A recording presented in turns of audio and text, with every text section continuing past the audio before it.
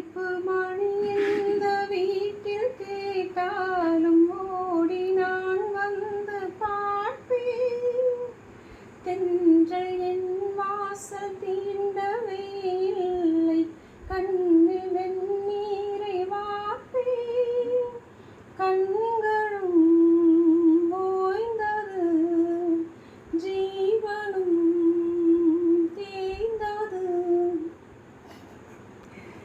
ஜீவதீபங்கள் ஓயும் நேரம் நீயும் நெய்யாக வந்தாய். இந்த கண்ணீரில் சோகம் இல்லை, இன்று ஆனந்தம் தந்தாய்.